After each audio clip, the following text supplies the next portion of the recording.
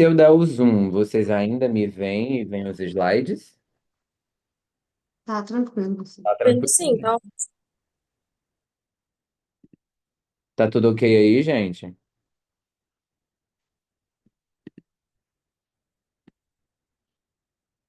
Que eu não consigo ver vocês. Show, a Thalita disse que tá ok. Então vamos lá. Gente, eu vou. Alguém comentou. Show. É, eu vou fazer essa breve apresentação. Eu vi que muitas pessoas novas entraram no SIG. Então, como entrou muita gente nova. E a discussão na área do campo da neurodivergência, ela é muito ampla, que ela vai desde bem mais do que apenas o DSM, ou o CID, ou características neurológicas. Eu acho que essa aula era muito importante, então eu me dediquei durante todo esse primeiro semestre a fazer essa grande coleta para esse ano. Então, basicamente, eu, a Rogéria e a Annelise somos a coordenação, nós somos os fundadores da coordenação, e eu queria e eu preparei essa aula com muito amor para trazer discussões. Ela é bem menos uma aula e ela é bem mais algo, como é que eu posso dizer? Mas como se fossem intensas reflexões. E aí eu vou passar para a próxima.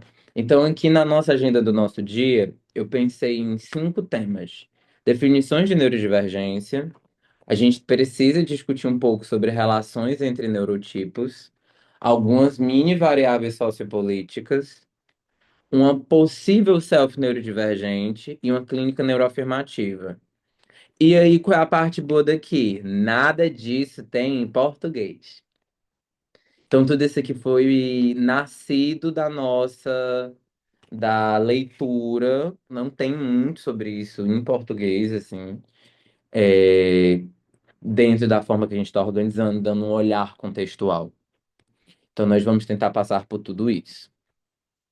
Então, quando a gente vai pensar, opa, chegou uma pessoa, quando a gente vai pensar neurodivergência, a gente gosta de se referir a uma variabilidade natural do funcionamento neurológico do indivíduo.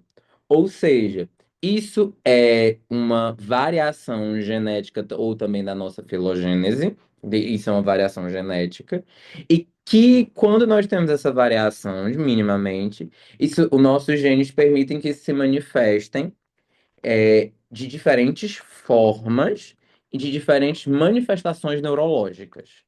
Então, isso é uma visão um pouco é uma visão relativamente interessante. Envolve genética, tanto que não é todo mundo que tem, não é todo mundo que não tem.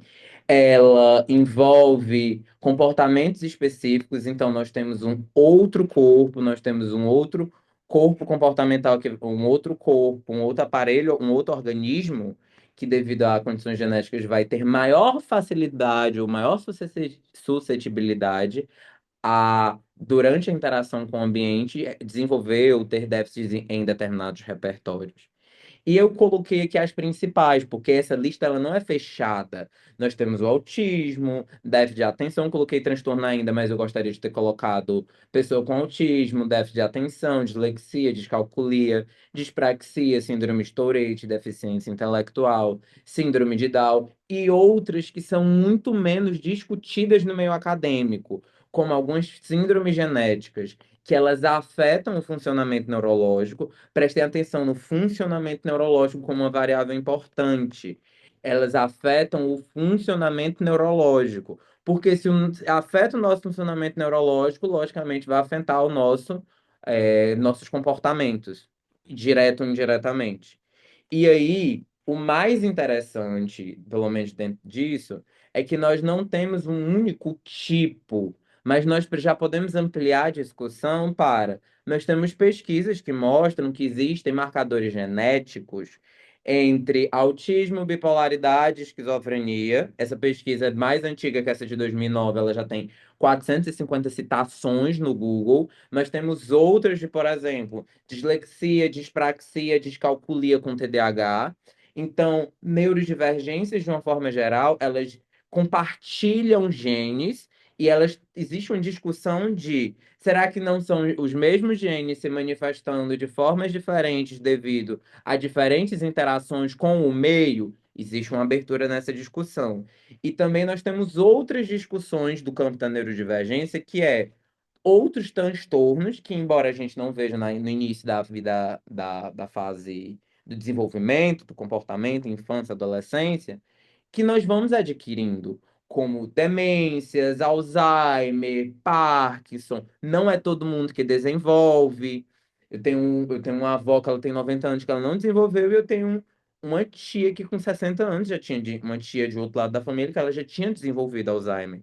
Nós temos pesquisas hoje sobre que algumas doenças neurológicas, elas têm base genética também. E nós também podemos colocar, inclusive, dentro do mundo do universo da neurodivergência, acontecimentos dentro da vida da pessoa que fizeram ela adquirir uma divergência, como efeitos de câncer. Algumas pessoas discutem também, algumas pesquisas discutem sobre AVC, aneurisma, algumas condições de nascimento, como paralisia cerebral ou efeitos de AVC. Então, é só unicamente nascer com a genética? Não. Nós estamos falando de uma diversidade, mas de um funcionamento que ele diverge da norma padrão.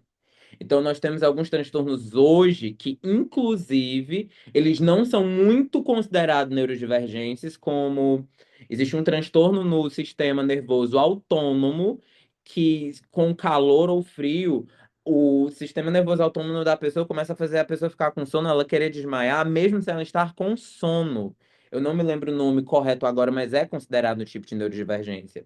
Nós temos inúmeras outras, como sinestesia, como hiperfantasia, afantasia, mas eu acho que essa organização seria mais importante, principalmente não seriam demências, Alzheimer, Parkinson ou transtornos que são caracterizados como doenças da terceira, quarta idade, como divergências que só se manifestam a longo prazo. Isso também é uma discussão que pode ser aberta.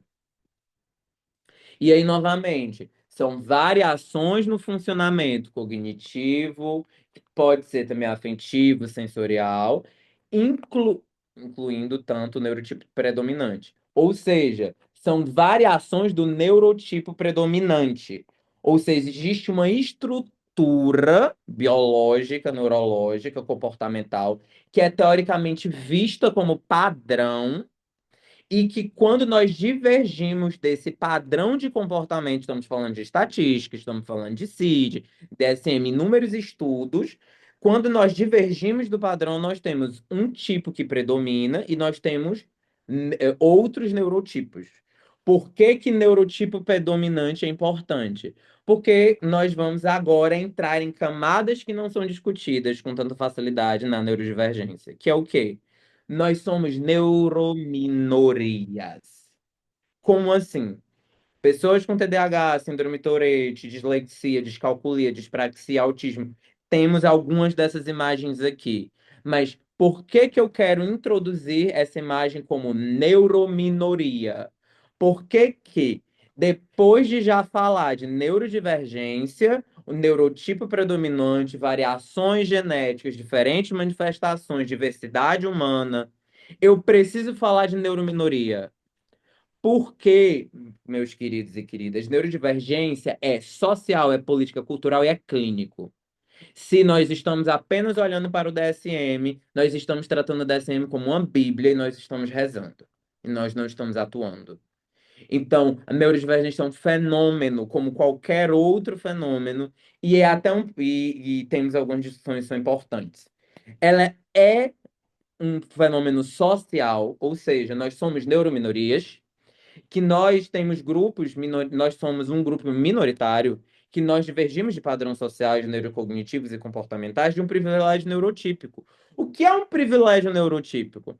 Por exemplo, se estabelecer que todos os corpos, teoricamente, assim, aguentam 8 horas de trabalho ininterruptas, ou que você não pode sentir uma intensa dor de cabeça, ou que você não pode ter dificuldade de se concentrar, ou que você não pode se mexer muito no lugar de trabalho.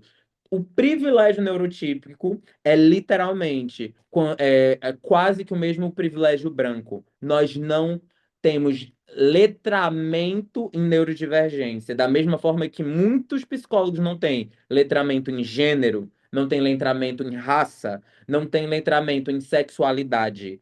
E aí isso se manifesta de uma forma geral como muitos neurodivergentes vivenciam intensa vivência com bullying, barreiras educacionais, que é as escolas geram sistemas de segregação e não promovem integrações efetivas, ou as empresas não desenvolvem outras metodologias. O privilégio neurotípico permite que eu coloque a culpa no meu estudante que tem autismo, mas não no professor que não tem metodologia de ensino, na escola que não quer investir nisso, que não quer criar metodologia ou usar metodologias que já são estudadas pelo mundo que tem mais efetividade. Nós temos uma grande estigmatização clínica. Quantos pacientes nossos já sabem que, se disserem que têm autismo, vão sofrer preconceito? Nós temos uma intensa exclusão no mercado de trabalho. Pessoas com TDAH normalmente não gostam de ser. Não, não é que não gostam. O mercado de trabalho segrega pessoas com TDAH porque já imagina que elas vão ter uma baixa produtividade. Fora N outras coisas, N outros pontos, como abusos sexuais que nós sofremos com mais frequência, problemas de abuso e uso de drogas, dificuldades em relacionamentos, isso aqui é só um resumão.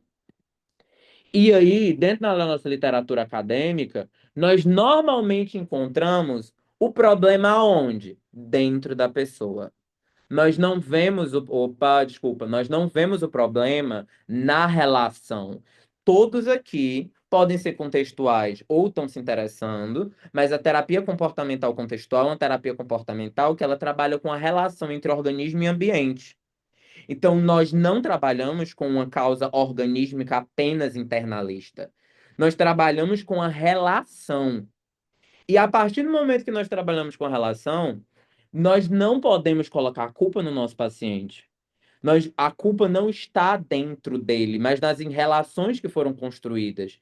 E dentro desta visão de que neurodivergência social, o problema sai da a patologização do corpo do paciente, do ser humano, ela vai para a relação social, de como está se construindo. E aqui eu poderia colocar vários livros do Foucault, desde a história da loucura, passando pelo biopoder, pelo poder disciplinar e a hermenêutica do sujeito na sexualidade, mas eu não ia querer muito me atentar a isso, mas quero colocar esse grande ponto. Neurodivergência também é sobre controle. Então, quando nós temos um funcionamento que desafia o padrão DSM estatístico normal capitalístico, de cognição padronizada, e que desafia e que tem algum tipo de fuga da regra padrão, das regras estabelecidas sociais, nós normalmente vemos isso sendo aplicado ao corpo da pessoa, mas nunca à relação que está sendo estabelecida. Então, com muita facilidade, isso faz com que os nossos pacientes derivem ideias ou derivem RRAA, eu acho que é esse o nome correto da RFT, de que eles são o problema, porque sempre foi esse o treino que eles viveram durante a vida deles. Pouquíssimas análises têm sido feitas sobre como incorporar uma neurodiversidade na prática clínica. Na pesquisa que eu fiz, imensa, a maioria das pesquisas quase não tem na área do comportamento. Nós temos muitas pesquisas da neurodivergência, impressionantemente, em que a terapia é focada na pessoa, porque eles focam bem menos no diagnóstico e eles focam bem mais na pessoa. Isso é uma coisa que a contextual faz com muito mais profundidade, porque pelo menos na minha visão. Então, nós vamos mudar o foco da relação. E eu queria que todo mundo guardasse essa imagenzinha aqui bonitinha de essa mulher estar correndo com inúmeras prisões. Esses fios são a relação. Nós não estamos com a culpa na pessoa, mas na relação. As mulheres vão entender quais experiências da vida delas estão puxando elas para trás melhor do que eu. Uma mulher negra vai ter muito mais fios. Uma mulher negra trans vai ter muito mais fios. Uma mulher negra trans com TDAH, ela vai ter muito mais fios. Então, Gustavo, por que que tu tá dizendo isso? Porque a neurodivergência é interseccional. Por isso que nós batemos o martelo nesse ano em todos os podcasts serem interseccionais. Porque não existe neurodivergência se não está associada às outras áreas. Então, vamos mudar o foco para a relação. Olha essa tirinha, eu acho ela linda. E qual é o nome dela? Ela tem quantos anos? Ela consegue. Ela, pergunte para ela. Mudando o foco para a relação, o foco seria deslocado para o ambiente, para a relação, com uma forte ênfase para a adaptação. Para a adaptação da escola, do local de trabalho, do contexto, do grupo social, do clube. Nós temos que parar de segregar. Eu queria muito ter colocado um videozinho aqui para vocês, que era de como nós vamos explicar para as crianças que existem tantos homossexuais no Brasil. E aí o vídeo é uma criança no colo aqui em cima do pai de alguém no show da Lady Gaga, que eu estava. E 2 milhões e 500 mil pessoas batendo leque. A criança estava fazendo o quê? Brincando, mexendo a mão.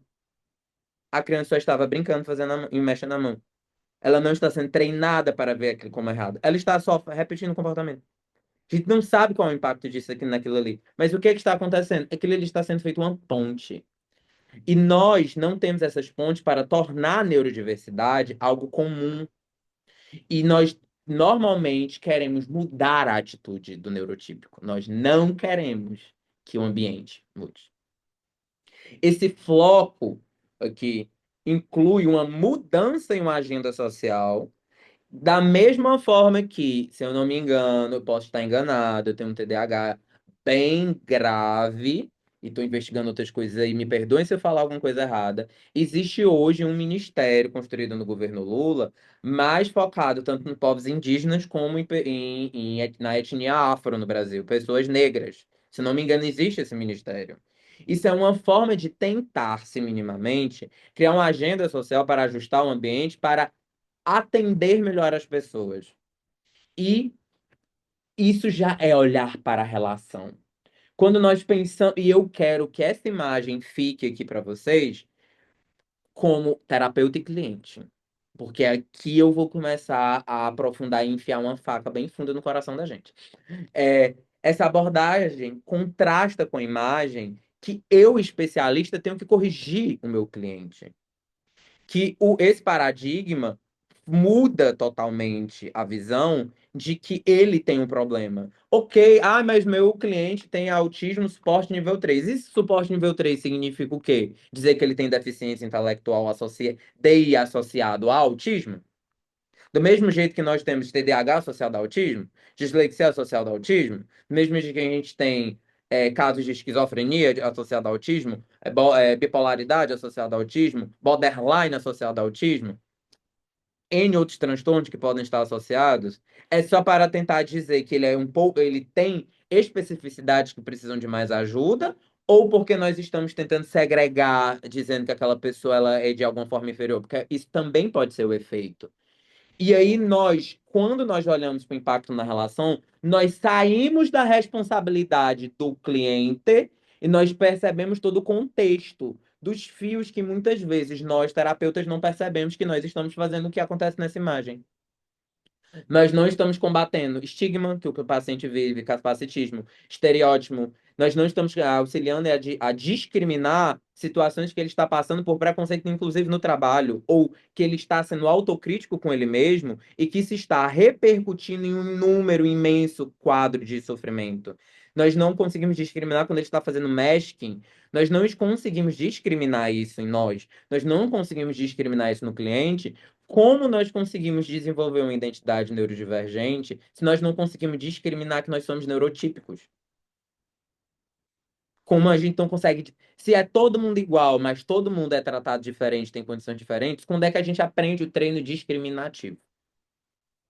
E aí, essa imagem, ela resume tudo. Assim, para mim, ela é o começo da resolução de variáveis sociopolítica. A clínica, ela é política, e talvez a gente não queira admitir isso. E eu, quando eu estou falando isso, eu estou falando de mim mesmo, porque eu, como terapeuta neurodivergente, já cometi inúmeros erros com meus pacientes que são neurodivergentes, e eu coloquei os meus exemplos que minha paciente me liberou, eu tenho autorização aqui. Porque eu acho que, como um terapeuta neurodivergente e que Gosto de bater isto no meu peito como uma identidade a ser defendida. E vou jamais explicar o porquê. Da mesma forma como digo, isso é muito importante, como eu digo, eu sou um terapeuta contextual. Sou um terapeuta contextual muito fortemente enraizado em FAP, porque eu não olho para tanto a forma, eu olho muito para a função. E isso vai ser muito importante para a gente. Não que as outras abordagens não façam isso, mas principalmente porque a FAP tem uma capacidade de integrar as outras abordagens, que outras abordagens não têm tantos estudos sobre isso.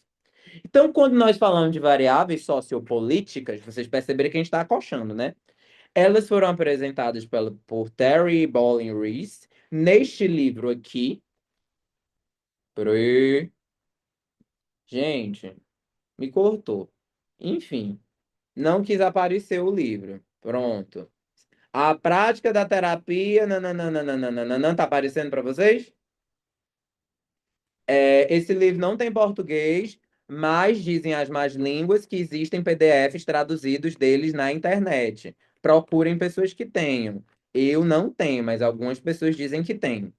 É, não foi traduzido para o país, nós já estamos tentando lançar uma outra versão mais avançada disso, brasileira, e que eles usam o termo addressing, que eu não coloquei que vem da interseccionalidade, que significa idade, deficiência, desenvolvimento, religião, desenvolvimento socioeconômico, etnia, status socioeconômico, raça, orientação sexual, origem indígena, origem, de onde o país que você vem, gênero.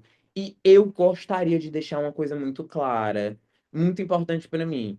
Eu odeio esse termo aqui que está escrito. Eu vou ver se eu posso riscar aqui para vocês. Eu não gosto desse termo. Eu não gosto desse termo. Eu substituo esse termo por diversidade. E dentro dos críticos da neurodiversidade, nós neurodivergentes e nós neurodivergentes estamos alinhados a quem? Não coloquei aqui, mas gostaria que as pessoas interessadas em fossem buscar. Se nós estamos falando de interseccionalidade, nós estamos falando desse texto lindo, nós estamos falando sobre de uma psicologia feminista, que já começa a discutir gênero e pesquisa e gênero. Nós estamos discutindo a psicologia decolonial, minimamente. Nós estamos discutindo uma psicologia antirracista obrigatoriamente, porque os dados que eu vou ter aqui, provavelmente, se eu conseguir desenvolver uma ferramenta que eu possa aplicar em larga escala em escola pública, a quantidade de pessoas ao que provavelmente tem TDAH, dislexia ou autismo tipo 1, que a gente pode intervir a larga escala, que elas desenvolvendo outras metodologias que seriam beneficiadas, sem elas se verem como pessoas que elas são problemáticas ou defeituosas. Mas se vocês olharem os nossos outros podcasts, nós encontramos bem menos pessoas negras sendo diagnosticadas com neurodivergência, e não é porque só branco tem, é porque não tem acesso. Porque antes dela ser vista como uma pessoa que pode ter uma divergência, ela é vista como uma pessoa negra. Antes do cérebro já é vista a cor da pele. Por isso que isso é extremamente importante. E eu não tenho como não discutir isso com vocês. Mas a minha discussão aqui sobre por que não concordo com deficiência e proponho diversidade é porque, da mesma forma que se alinha a estudo de gênero, críticos da sexualidade, estudos críticos sociológicos da deficiência, quando a gente foca na parte como se faltasse algo, quando na verdade é uma manifestação diferente. Eu tenho uma manifestação diferente. Da mesma forma que uma pessoa que ela pode não ter um braço por N motivos, ou ela pode perder a perna, ela não necessariamente está deficitando de algo, ela é diferente. Ela é diferente. Ela não é que ela tem um déficit, ela é diferente. Quando essa variável ela fica ganhando força, a gente sai do operante verbal do ela e de toda a cadeia de significado de ela tem um problema. E dentro das pesquisas de neurodiversidade, nós não estamos falando que operar como neurodiversidade não significa que todo mundo vai perder suporte, não. Só não é dizer que suporte é alinhado à falta. Todos os seres humanos têm direito de serem tratados como iguais, mas a gente não trata como iguais. Esse é um problema. A gente olha para as faltas. Vamos para a próxima. Gente, eu não tô conseguindo, peraí, acho que eu consegui. Ah, consegui. Próximo. E aí, a gente vai ver a variável sociopolítica na clínica. E como é que isso aparece na clínica? Como um T1 e um T2. Como CCR1 e CCR2. Eu não vou mostrar a estrutura de formulação de casos da FAP, porque eu quero muito mais gerar implicação em vocês. Que é, um terapeuta ele pode ser capacitista. Um cliente pode ser capacitista.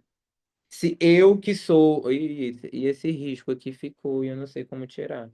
Se eu que sou um terapeuta e eu não consigo, por exemplo, entender o meu cliente que é neurodivergente, eu posso fazer, eu cometo microagressões da mesma forma que se eu sou um terapeuta branco, eu não consigo ter letramento racial para entender que o meu paciente está passando, casado com um homem branco e ela é uma mulher negra, também envolve raça e que vai envolver raça em algum momento e que pode envolver raça. E se eu não consigo questionar se envolve raça, eu posso estar simplesmente ficando e me ignorando 500 anti-escravidão no Brasil. Que a gente ainda tem textos que falam que a escravidão não acabou. Se a gente voltar um pouco para o show da Lady Gaga, nós temos inúmeras críticas de que quem sustentou toda a estrutura foram os ambulantes. E os ambulantes não são regularizados. Se o ambulante ficar doente, ele não tem direito de ter INSS. Ah, mas o ambulante não paga. Essa é uma outra crítica. Mas quem é que sustenta vendendo bebida na rua? Quem é que sustenta vendendo comidinha na rua? Quem é que sustenta andando com peso na cabeça? Quem é que sustenta, inclusive, o corre de droga que eram 2.000 era uma grande população LGBT e nós sabemos que ele, e eu, como parte do grupo, sei que meu grupo adora usar algum tipo de substância, são corpos negros. Me empolguei, desculpe, pé foco. Mas quando eu estou aqui falando de T1 e CCR1, T2 e CCR2, o que é que eu estou querendo falar? Isso acontece dentro da relação. Dentro da FAP, isso está de alguma forma alinhado com o problema do paciente. Mas para agora, se você é DBT, se você é compaixão, se você é FAP, se você é análise comportamental, se você é TAC, se você é IBCT, se você é ACT, acontece ali dentro. E terapeutas têm comportamentos ineficazes, que podem ser SP1. O que é o SP1? Ele mantém o privilégio. Ele mantém o domínio sobre o corpo desprivilegiado. Como o cliente pode ser ter SP1, que é manter um privilégio. E o que é e que os SP2 eles podem ser tanto T2 do terapeuta, que são comportamentos eficazes do terapeuta, como podem ser CCR2 do cliente, que é o comportamento que o cliente emite na sessão e que ajuda a auxiliar a distribuição do poder na sessão. Então, se estou atendendo, se eu sou um terapeuta gay e eu estou atendendo um homem hétero branco, ele tem um privilégio de ser hétero.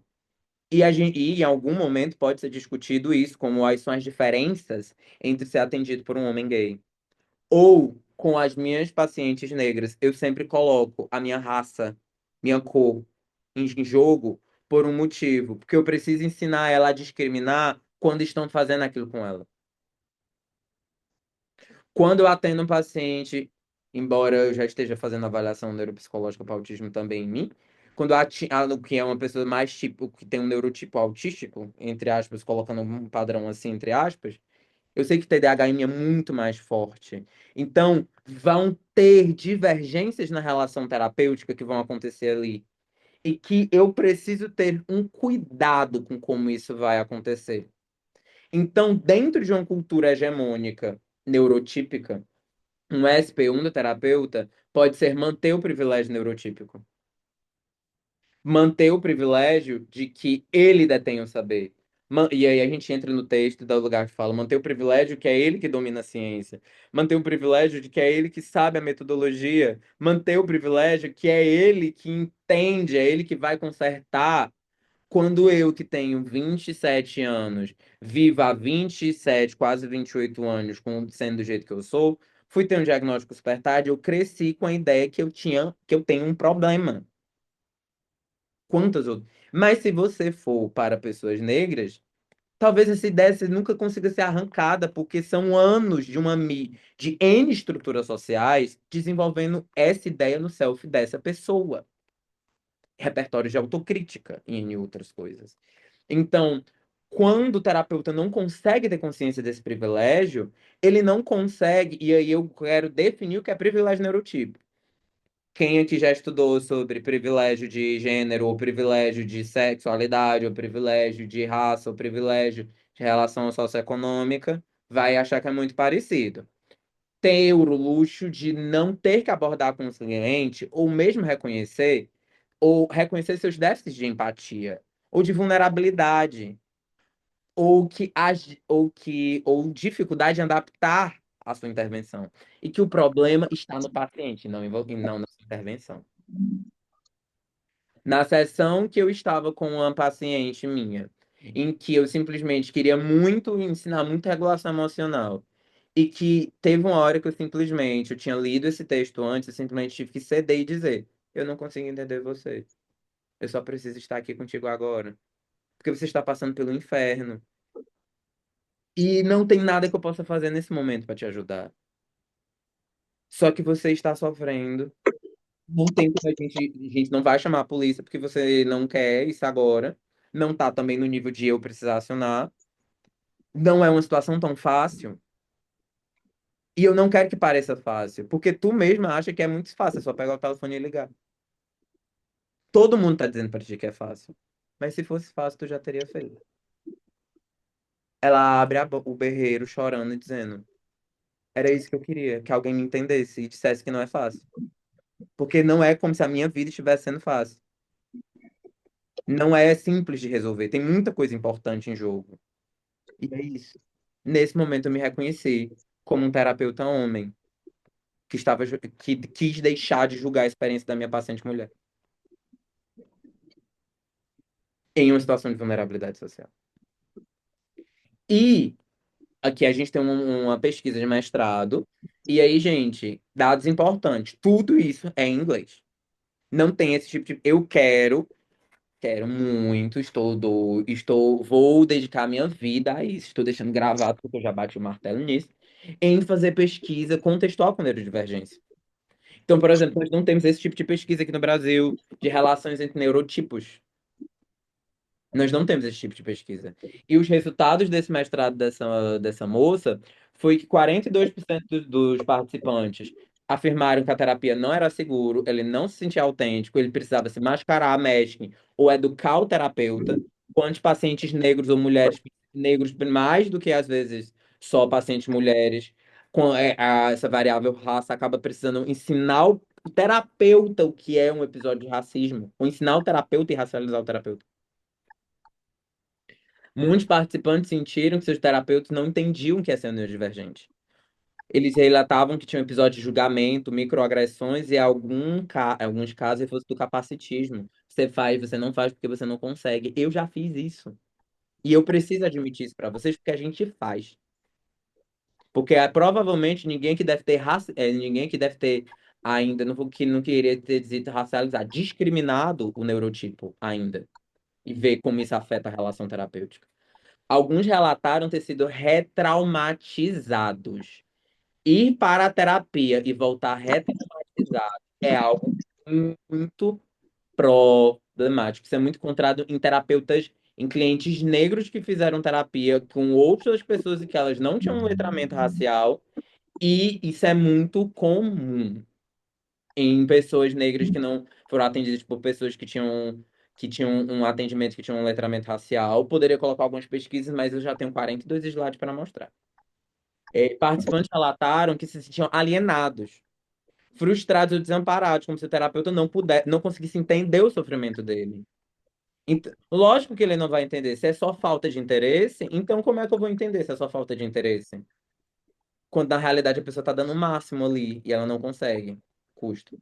E a terapia afirmativa só era acessível quando pessoas tinham muito dinheiro, ou seja, pessoas negras não vão ter acesso.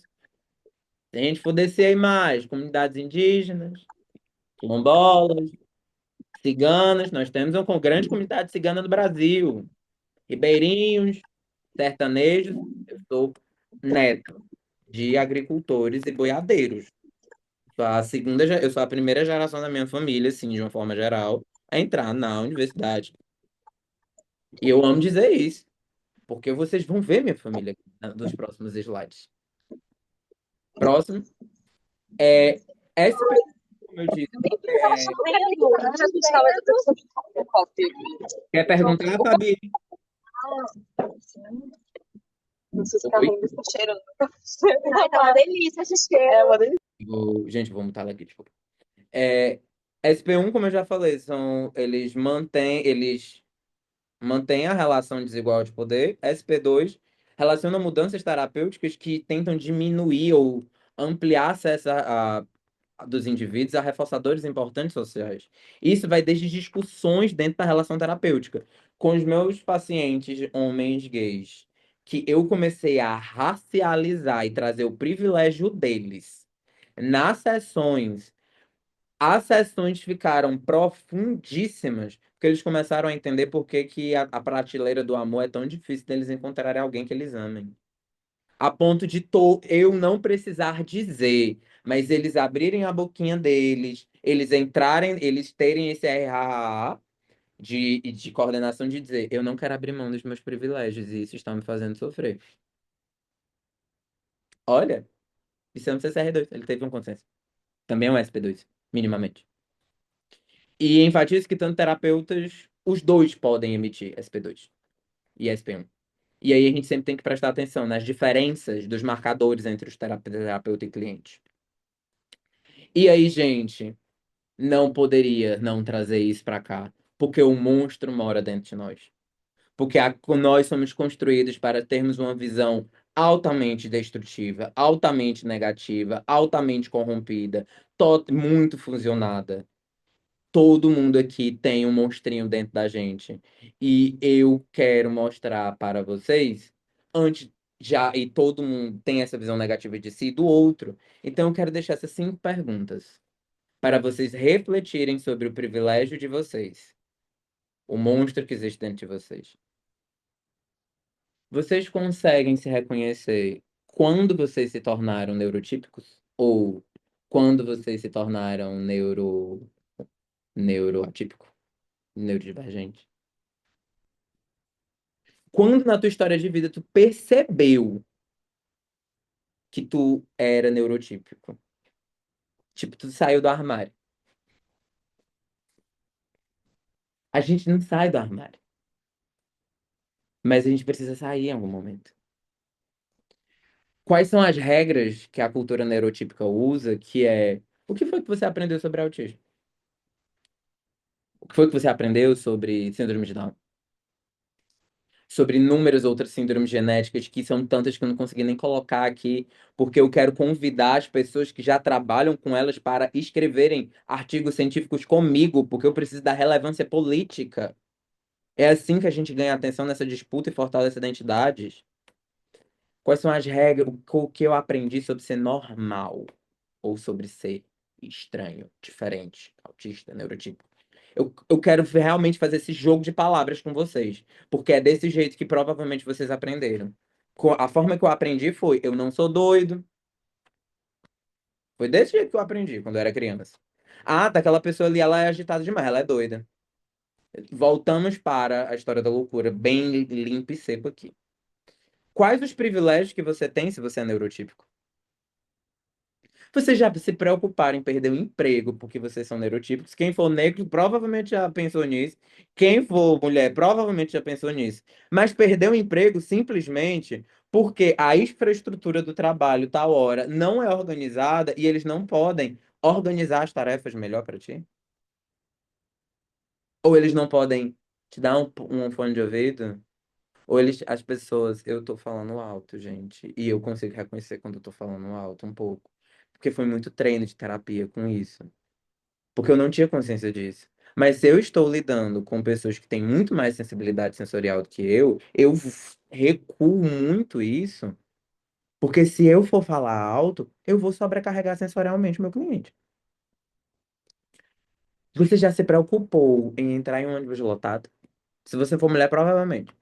Se você for uma pessoa negra, provavelmente que podem, se você for um homem negro, provavelmente vão achar, provavelmente podem até pensar que você é um assaltante. Mas você já pensou em entrar em um ônibus e, tipo assim, tem um ataque de pânico simplesmente porque o ônibus tem pessoas lá dentro? É diferente, é uma outra perspectiva, é uma outra coisa. E dentro da nossa experiência, a gente pode usar isso para pensar como é que isso funciona para o outro. Minha melhor amiga, ela perde 4 ônibus para pegar o quinto, porque ela não consegue ir em um ônibus lotado. Ela não consegue de forma nenhuma, ela tem 40 anos e ela ainda não tem o laudo, embora ela tenha todas as características. E aí eu vou pensar em outras perguntas. Como você reage aos momentos de hiperfoco, a diferença entre você e o paciente? Lidar com steaming, a dificuldade de olhar do cliente, quando ele fica dando muita volta, ele não saber se expressar, ele ter que usar uma figura de linguagem ou um jogo. Hoje eu tive que baixar um joguinho no meu celular, porque eu tenho um paciente novo que ele é adolescente, está comigo há uns 3 meses, que eu tô jogando. E eu comecei a jogar Uno com ele na sessão 1. Parar de tratar ele como se ele fosse um. Eu não tenho que tratar ele como um adulto, ele é um adolescente. Mas ele é um adolescente e é neurodivergente. Então, por que que eu não faço o processo ser para ele, de um processo para ele, e não um processo do que eu fui ensinado que deveria ser? Porque a gente não cria e adapta. E aí, quando a gente tá fazendo a terapia e jogando o joguinho de celular, porque hoje foi online, os dois juntos, a terapia flui. Ou um outro ponto que eu acho muito importante, que é uma defesa do meu TDAH. Às vezes, pessoas que têm TDAH precisam de um outro estímulo para dissociar. Eu preciso de um som para me escrever. Porque se ele vai fazer, porque ele fez isso tanto durante a vida, que é muito difícil para ele não fazer. E aí você vai tentar arrancar isso dele, realmente, depois de anos ele fazendo. Como é que a gente pode dar mais flexibilidade? Você ver as dificuldades do seu paciente como válidas. Elas são realmente válidas. Eu tenho um shutdown. Ou eu não sei como me expressar. Eu não sei como me expressar. Eu fui pro show, fui feliz, bebi pouquíssimo, acho que bebi umas 4 realizei um sonho de infância. Eu sou fã da Lady Gaga desde que ela estreou em 2007. São quase 20 anos sendo fã. Ouvi minha música favorita, que se chama Bad Romance. A minha música favorita há mais de 10 anos. 15 anos que é a minha música favorita. Eu chorei horrores. Eu não tive problema nenhum. Quando a gente comeu, que a gente foi sentando no rosto, que a gente sentou no chão. Deu 10, 15 minutos eu conversando com meu amigo, sentindo uma agonia, não sei o que, eu me levantei, eu saí andando assim. Ele, o que foi, amigo? Eu não tô conseguindo te ouvir, eu não tô conseguindo querer ficar perto de ti. Porque parece que tu tá falando muito rápido e muito devagar ao mesmo tempo, e eu não sei descrever o que eu sinto. Eu não consigo descrever o que está acontecendo. E eu estou ficando com raiva de ti. E aí eu vou ali num canto me isolar um pedaço para me acalmar. E aí quando eu digo, por exemplo, ah, Gustavo, mas isso é. E aí ele disse, ah, mas isso é errado, você tá botando a culpa no seu TDAH. Não tô botando a culpa, não. Eu só entendo que também é por causa dele. As dificuldades dos nossos pacientes são válidas. Isso é importante. Aí esse aqui é o meu SP1, gente, com minha paciente. Eu vou também mostrar o meu SP2. Vinheta 1. No último ano, essa paciente solicitou ao terapeuta que pudesse fazer a aplicação de questionário de autismo nela. Aí ela, eu venho, eu venho me lido, eu escrevi errado, desculpa. Eu venho lido muito sobre autismo. Interessante. O que você tem mais pesquisado? Não vou falar das regras da FAP, eu coloquei aqui. Depois a gente pode ter uma outra discussão sobre FAP e neurodivergente, mas não vai ser aqui. Eu tenho me identificado com muitas respostas das escalas que eu vi na internet. Eu sei que elas não são válidas no Brasil. Eu li em inglês, mas acho que faz muito sentido. Coloquei que ela estaria emitindo um CCR2 de vulnerabilidade, demonstrando interesse aí. Você acha que tem autismo? Então, mudando a postura. Eu acho que você não tem autismo. Olha aí eu dizendo o que é que a pessoa tem. Você não tem características de uma pessoa autista. Invalidei, tirei dela o direito dela pesquisar, te roubei dela o direito dela ter opinião, tive total controle biomédico sobre ela, que só eu posso diagnosticar isso. Eu mantive um laço de opressão que o poder está na minha mão, não dela. E aí ela diz: ah, eu sei que você não concorda, mas é que faz sentido pra mim. Tá. Mas podemos solicitar ao plano de saúde fazer para uma avaliação para termos certeza. Eu invalidei. Eu posso ter reforçado essa sensação ainda e ela tá bem, obrigada. Ela vira de lado e muda de assunto. O que é que ela queria ali? O discutir a experiência dela. Mas aí a gente pula daqui um pedaço para vocês verem como é que eu evoquei SP2. E aí a gente agora vai para um outro SP1, que é o SP1 do cliente. Como assim o cliente pode ter SP1 consigo mesmo? Sim. E aí eu quero mostrar para vocês. Eita, que foi isso? Gente, desculpa. Vale, eu não estou conseguindo mexer com vocês. Pronto. Vamos. E aí eu quero mostrar. Opa. Eu quero mostrar. Eu vou mostrar para vocês. Eu quero que vocês vejam esse vídeo. A legenda, o texto. É literalmente, visualmente, artisticamente, o que é o paciente vivenciar SP1 dentro dele e autocrítica. The mistress stands before me, eyes wide and full of wrath, her cane held in her on her left foot, a cast. Beware, she says, the chaos in your heart will never cease until you find another way to harness what you see. Her haunting, her restless speech, the music of her mouth, her screeching nails and inner life are like a storm. They're loud. At once in all her glory, then, we both begin to dance. My head rolls back, my chest explodes, my hand begins to cramp. To not know any peace is the great nightmare for us all. To wake and feel unsettled in a house that has no walls. So I must sing and build the walls to cradle my own space, and my own sound will grow the fortress of a home erased. And her and I will find a way to live as dueling twins. But I will know if in the end, Mistress of Mayhem wins. É isso que vai acontecer. Uma grande disputa dentro do paciente e também dentro da nossa relação. E aí eu gostaria de trazer que uma das coisas que eu tenho mais encontrado como SPM em cliente seria a autoinvalidação, autocrítica, ou manter ideias que também podem ser autoinvalidantes, autocríticas, ideias neurotípicas do que é normal. E aí eu tô ficando com vontade de chorar, porque eu tô me lembrando agora de todas as vezes que os meus pacientes falaram que queria ser normal. Por que que eu não nasci normal? Por que que eu não consigo que nem todo mundo? Por que que todo mundo consegue fazer isso e eu não consigo estudar? Por que que eu sou doido? Por que que eu sou um monstro? Por que que eu tenho um problema? Por que que eu tenho um parafuso a menos? Por que que eu sou horrível? Por que que eu não consigo ser como todo mundo? E normalmente esses SP1s, eles também podem ser direcionados ao terapeuta, mas eu queria direcionar ao do cliente com ele mesmo, porque eles também podem, pode logicamente ter SP1 direcionado ao terapeuta, tipo, um paciente neurotípico sendo atendido por um neurodivergente pode não querer entender aquilo no terapeuta. E aquilo pode também ser trabalhado. Mas por que falar isso? Porque a autocrítica, uma vez eu já discuti isso com a Érica, a antiga presidente, eu não trabalho autocrítica como autocrítica, eu trabalho autocrítica como auto-ódio ou autopunição. Gosto de dizer auto-ódio porque essa palavra é bem forte culturalmente e todo mundo entende quando a gente usa ela. E que nós podemos citar também a dificuldade do terapeuta, desculpem os erros, em. Ou podemos citar também invalidar as dificuldades do terapeuta, como eu falei, ou até mesmo manter o privilégio neurotípico ou outros privilégios como paciente. Ou o paciente criticar suas características de neurodivergência, mas ele não consegue criticar a própria neurotipicidade. Ele entende que ele é o problema. Ele tem o problema. Ele derivou que ele é o problema, mas mas nunca foi, ele nunca questionou isso em outras pessoas.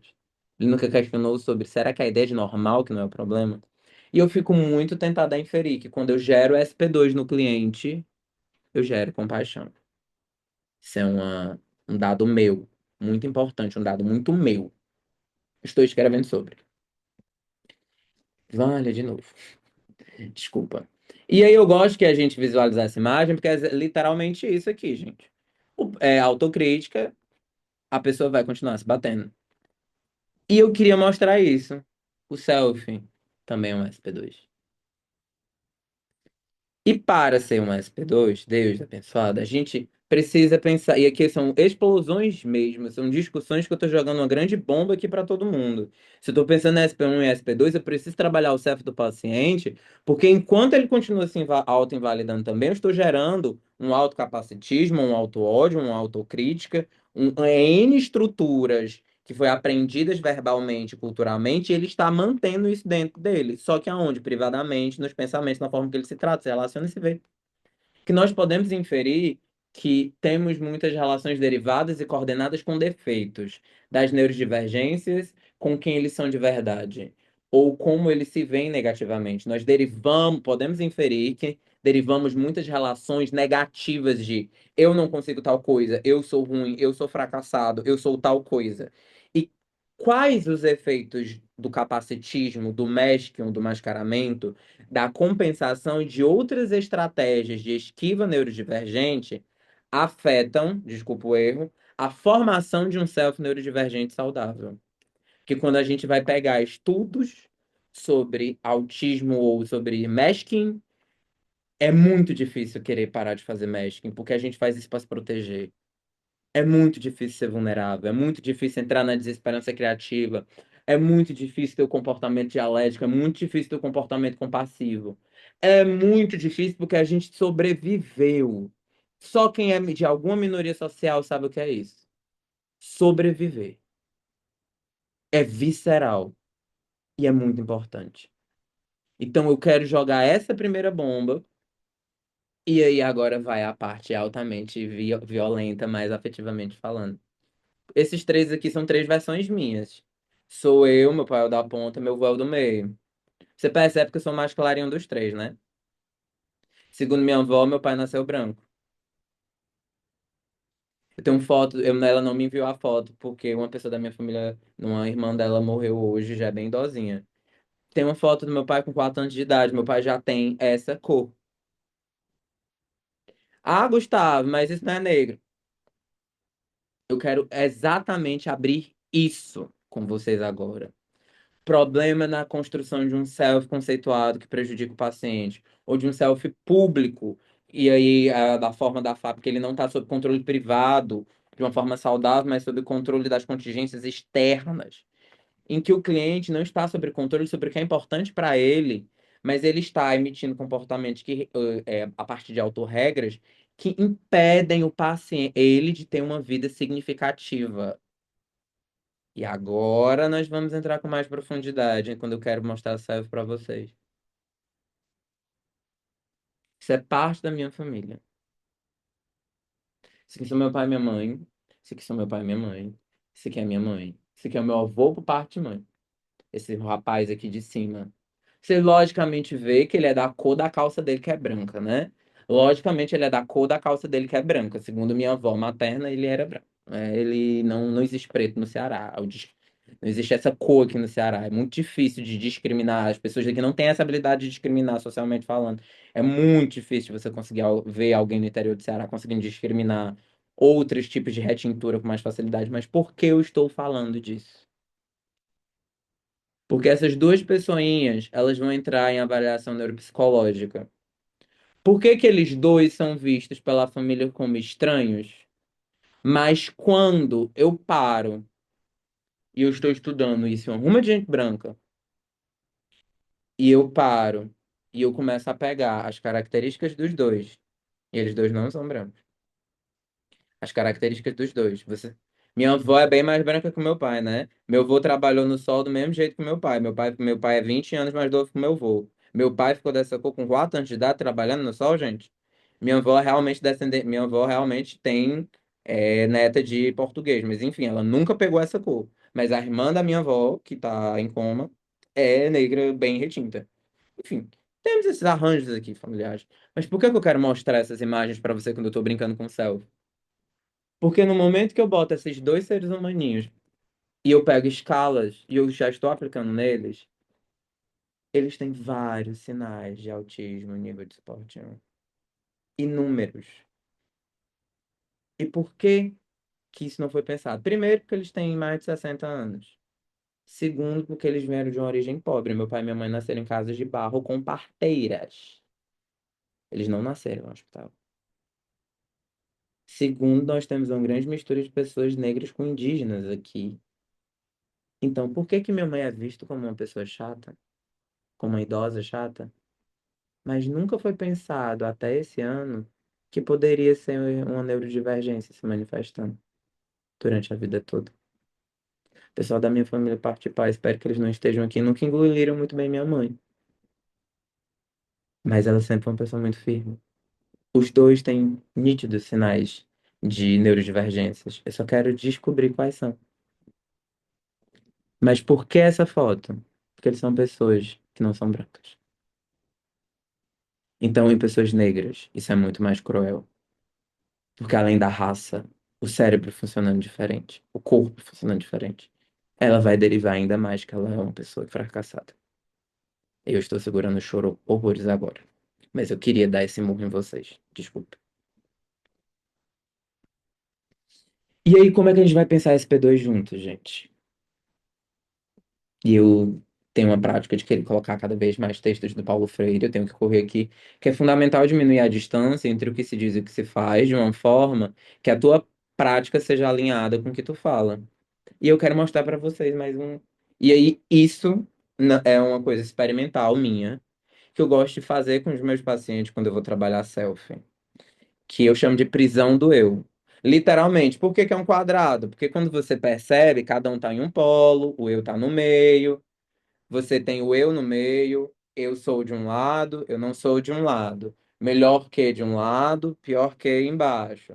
O que isso causa? Relação de causalidade. Isso me faz ser uma hierarquia, são operações da RFT. Que eu pensei a partir de alguns exercícios da Robin Walser. Eu estou usando isso é uma ideia, isso não tô dizendo que isso já foi testado no laboratório, mas é para vocês verem como é possível mostrar visualmente para eles esquematizarem. Algumas pessoas são bem mais visuais do que auditivas. Se eu vejo a coisa, faz muito mais sentido do que você me falar. Para alguns pacientes, é quando eles olham e eles desenham, e eles veem o negócio, eles, puta que pariu. Pois é. Então, uma paciente minha que ela tem altas habilidades e autismo, que ela disse assim, Gustavo, a minha primeira forma de linguagem não é, ora, é verbal, é musical. Eu penso em música. Eu penso em música. Eu aprendi a tocar instrumentos e a cantar antes de falar um idioma. Esse é o hiperfoco dela. Você já entende, e aí? E as pessoas que pensam em imagem, como eu? Ou, não sei se vocês viram a palestra da Jennifer Kemp, tem uma hora que ela fala assim, tem no livro, mamãe, que ela está sendo diagnosticada, os filhos dela estão sendo diagnosticados, tem na nossa palestra, e aí, dentro das perguntas, tem uma hora que a psicóloga pergunta para o filho dela, você faz isso? Aí o filho dela, não, mas minha mãe faz. E ela diz, e naquele momento eu estava entrando em pânico, porque eu estava descobrindo que eu também tinha autismo. Mas por que isso? Porque ela pergunta para os filhos dela se eles veem cores. Quer dizer, se eles têm, se números são cores. E eles dizem, sim, mamãe. O número A1 é azul. Para a senhora, não é não? Ela. E o número 2 vermelho. No dia que eu testei isso com uma pessoa que eu estava me relacionando na época que tinha um laudo de autismo, ele confirmou, eu fiquei com medo, porque realmente isso existe, não foi criado, gente. Então vamos pensar agora um SP2. Esse é o meu exemplo de SP2. Eu fico muito orgulhoso desse meu SP2, porque eu sofri para chegar nele. Estou muito cansada, paciente. Tenho trabalho, o trabalho tem sido meio complicado, preciso entregar o trabalho de final de curso, estou atolada de trabalho, me sinto uma fraude, mesmo sabendo que não sou, como se eu quisesse dar conta como se eu não quisesse dar conta do cansaço, fazer o que preciso. Parece que eu estou apenas sendo preguiçosa. Ele tá começando a descrever Também colocaria aí que tem um CCR1 de ela se julgar negativamente, enfim. Terapeuta, nesse momento você acha que está sendo capacitista contigo?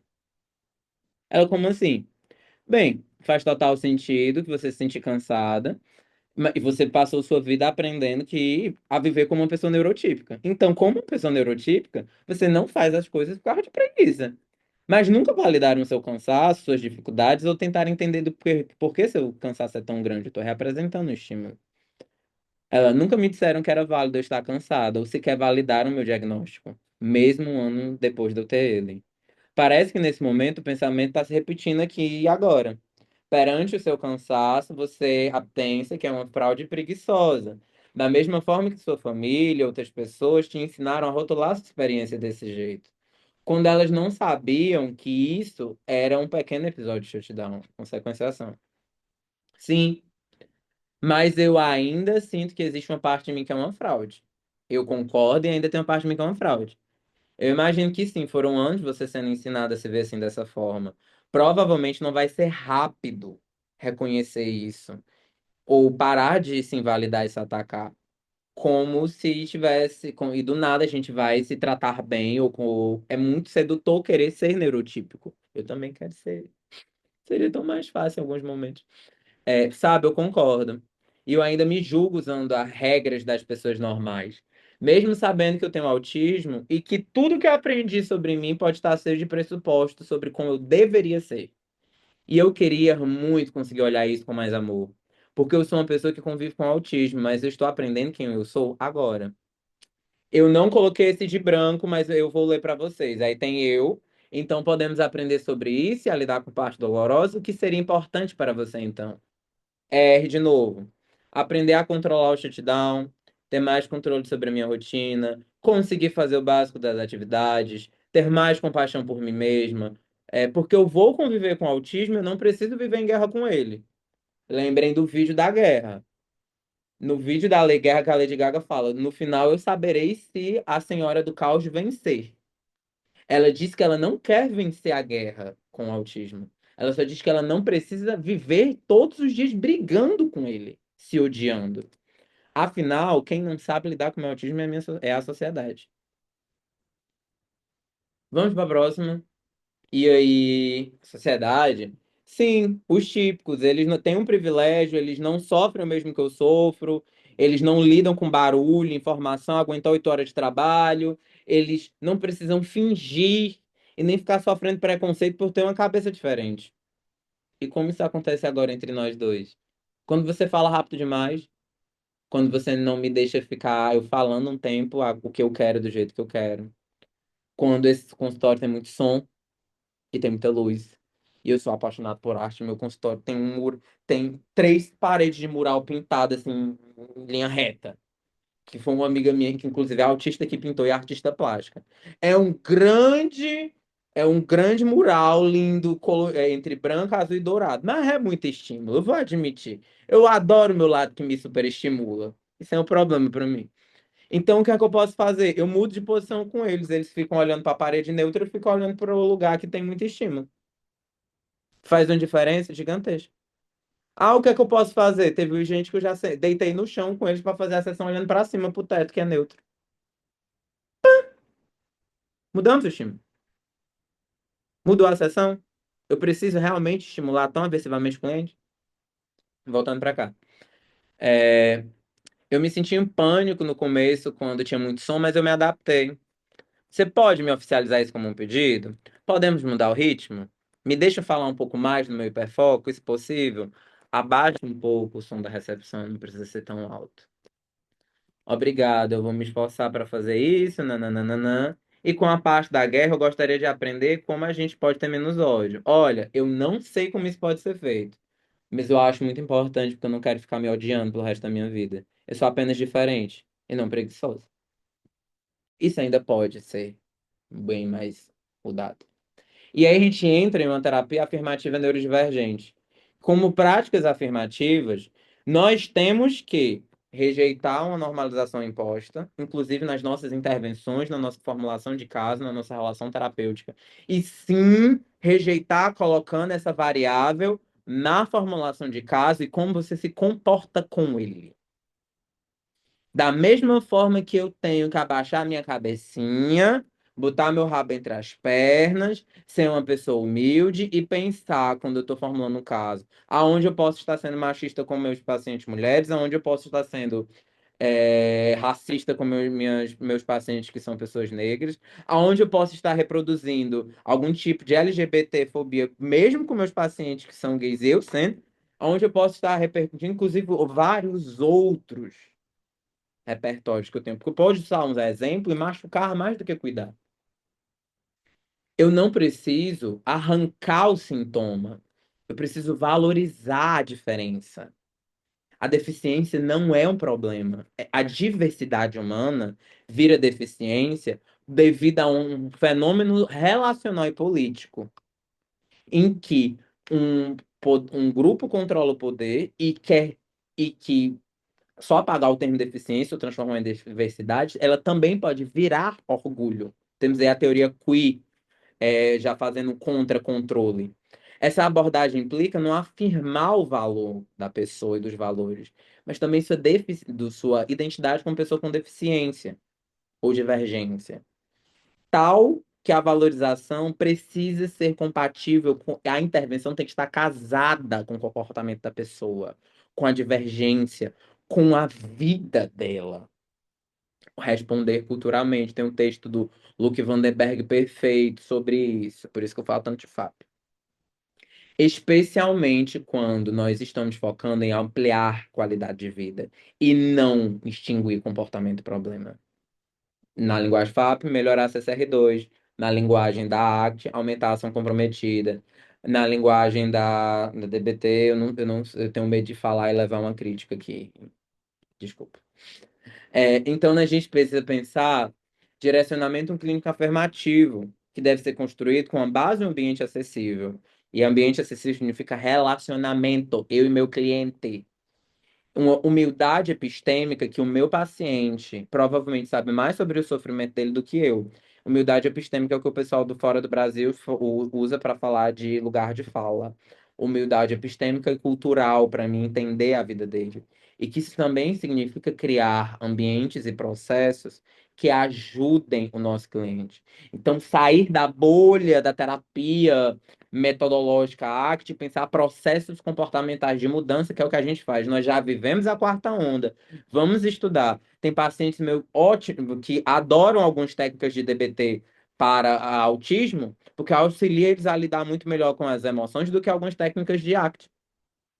Para alguns, eles precisam de muito de técnicas de compaixão, que por exemplo, na DBT não pode ter, pode não ter. Então, pensar processos de comportamento, quais são os processos que eu preciso instalar em habilidade no paciente. E aí, eu preciso retirar a culpa do paciente. Eu tenho que tirar a relação terapeuta-paciente sem capacitante. O clínico precisa contextualizar o conflito relacional em vez de culpabilizar o cliente. O problema está dentro da perspectiva e em relação, e nunca no déficit. O problema está no terapeuta que tem que adaptar. O problema não é do paciente. Nananana. Eu já falei isso aqui, eu acho que eu tô repetindo as coisas. Roger, eu sei que a gente já vou só terminar isso aqui, Roger, aí tu fala. E aí a gente vai para práticas neuroafirmativas. Gente, esse artigo, a análise do comportamento aplicada à afirmação da neurodiversidade. Análise aba aplicada à neurodiversidade. Não existe mais grosso do que aba em análise do comportamento mais raiz. Nesse sentido, o cuidado analítico comportamental, contextual afirmativo, isso aqui foi eu que escrevi, deve seguir essas quatro regras.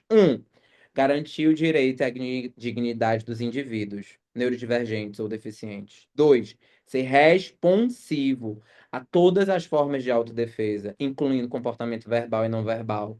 Steaming e flapping, mexer a perna, é uma forma de autorregulação. Nós temos pesquisa sobre isso. Por mais que não seja socialmente aceito, você não vai arrancar a autorregulação da pessoa, porque aquilo pode causar um dano no processo dela. E nós temos inúmeros estudos sobre PTSD quando você retira steaming ou flapping. Utilizar outras formas de expressão para informar métodos de avaliação, intervenção e monitoramento. Precisa ser tudo falado? Não pode ser jogado?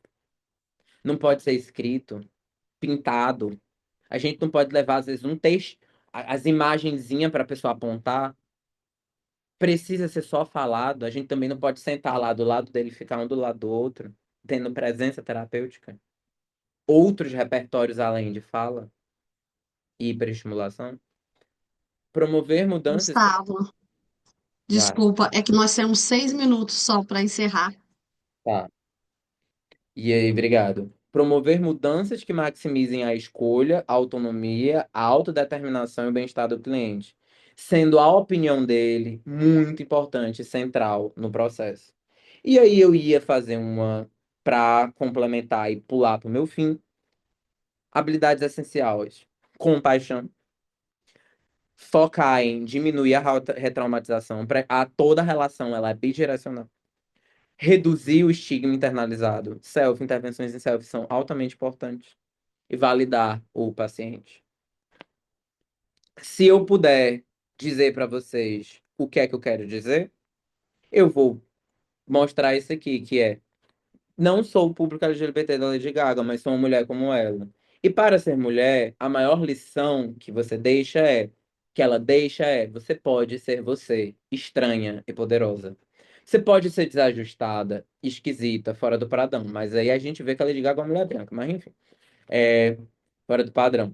Gaga é o terror das básicas. É o grito da liberdade das que nunca couberam. Ela mostra que não precisa ser doce para ser amada. Mostra que não precisa ser doce para ser amada, nem discreta para ser respeitada, nem sexualizada para ser usada. Ela te mostra uma provocação com propósito, arte com intenção. Qual é a mensagem dela? Ser você. Na próxima linguagem, que vai terminar, You are nothing. What difference é o final do processo. the world hates you? They see me, they don't understand you. I'm a monster. Yes, you're a monster. We are monsters. Monsters. Never. Isso é o final da guerra dela contra ela mesma. Ok, você é um monstro. Monstros não morrem. Então, o que pode acontecer com um monstro, um neurodivergente? Quando ele afirma que ele é um neurodivergente e ele não quer ser um neurotípico. Ele renasce aceitando como ele é. Não é uma coisa bonita, mas é o que nós precisamos fazer. Essa é a cena do renascimento, por vídeo. Monstros não morrem. Eles renascem de outras formas. É isso. Eu não vou mostrar o vídeo todo. Desculpa.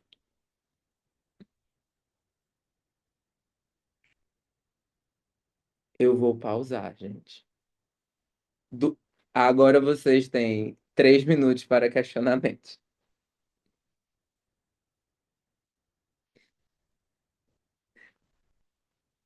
Se não der tempo aqui, eu acho que vocês podem enviar perguntas para o Gustavo no privado, né? Gustavo está lá no SIC, obviamente, e, e aí vocês podem perguntar por lá, tá? Mas aproveita esses minutinhos aí.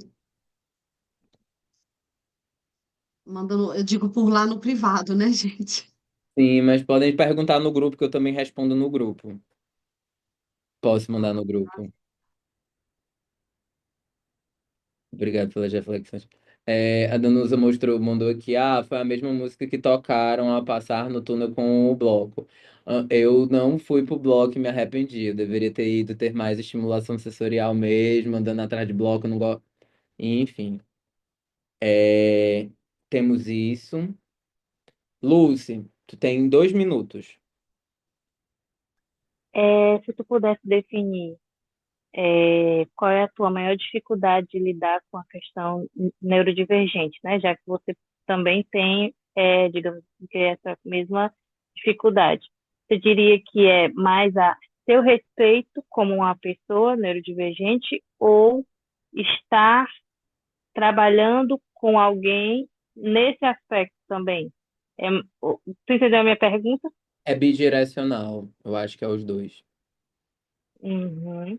Então, Entendi. por exemplo, tem paciente meu que ele achava que eu tava rindo dele quando eu tava, na realidade, tendo uma reação um pouco impulsiva. E é isso. E aí, às vezes, eu reagia um pouco muito rápido, tipo, eu pensei numa coisa, já conceitualizei, fiz toda a análise funcionando na cabeça e dei um risinho. Ele achou que eu tava rindo dele. E muitos eles entenderam que, na realidade, e muitas SP2 que foram surgindo, é porque esse é o seu jeito. Não, esse sou eu sendo uma pessoa que expressa TDAH também. E também, às vezes, eu estou errando, tipo, tendo hiperfoco, tendo desatenção.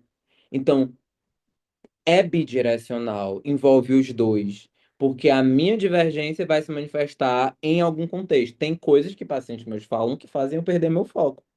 Tem outras coisas que eu falo que fazem me ter hiperfoco. Então, eu tenho que ter. Eu sou responsável por ter consciência disso. E ir manejando. É bidirecional. Fez sentido, Lu? Sei sim, obrigada. Sábado na supervisão eu discuto melhor isso contigo. Gente, eu vou precisar encerrar. Eu agradeço muito todo mundo que veio hoje. E essa aula ficou